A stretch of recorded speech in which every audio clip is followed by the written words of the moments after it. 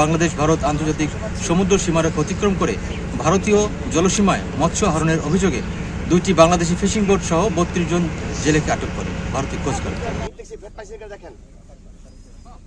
বাংলাদেশ ভারত আন্তর্জাতিক সমুদ্র সীমারেখা সংলগ্ন বাংলাদেশ জলসীমার মধ্যে অবৈধভাবে মৎস্য আহরণরত অবস্থায় বাংলাদেশ নৌবাহিনী গত 12 জুলাই এবং 2 আগস্ট 2025 তারিখে 3টি ভারতীয় ফিশিং বোট এফবি মা মঙ্গলচণ্ডী 3-8, এফবি ঝড় এবং এফবি পারমিতা 4 সহ 47 জন ভারতীয় জেলেকে আটক করে। অপরদিকে গত 12 এবং 17 সেপ্টেম্বর 2025 তারিখে বাংলাদেশ ভারত আন্তর্জাতিক সমুদ্র সীমারেখা অতিক্রম করে ভারতীয় জলসীমায় মৎস্য আহরণের অভিযোগে 2টি বাংলাদেশি ফিশিং বোট সহ 32 জন জেলেকে আটক করে ভারতীয় কোস্টগার্ড। অতঃপর পররাষ্ট্র মন্ত্রণালয়ের উদ্যোগে দ্বিপাক্ষিক সমঝোতার মাধ্যমে আটক থাকা জেলেদের বন্দি বিনিময়ের সিদ্ধান্ত গৃহীত হয়।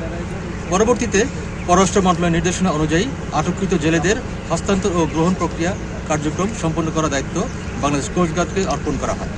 এরই ধারাবাহিকতায় গত 9 ডিসেম্বর 2025 তারিখে মঙ্গলবার বাংলাদেশ কোস্টগার্ড এর তত্ত্বাবধানে বাংলাদেশ ভারত আন্তর্জাতিক মেরিটাইম বাউন্ডারি লাইন IMBL এ বাংলাদেশে আটক থাকা 47 জন ভারতীয় জেলেকে 3টি ফিশিং বোট সহ ভারতীয় কোস্টগার্ডের নিকট হস্তান্তর করা হয়। একই সাথে ভারতে আটক থাকা 32 জন বাংলাদেশের জেলে সহ একটি ফিশিং বোট এফবি মায়ের দোয়া ভারতীয় কোস্টগার্ড হতে বাংলাদেশ কোস্টগার্ড গ্রহণ করে এবং অপর একটি বোট গ্রহণের কার্যক্রম বর্তমানে প্রক্রিয়াধীন রয়েছে। পরবর্তীতে আজ দুপুর 2 ঘটিকায় বাংলাদেশের জেলেদের বোট সহ কোস্টগার্ড বেস মংলায় তাদের পরিবার নিকট হস্তান্তর করা হয়।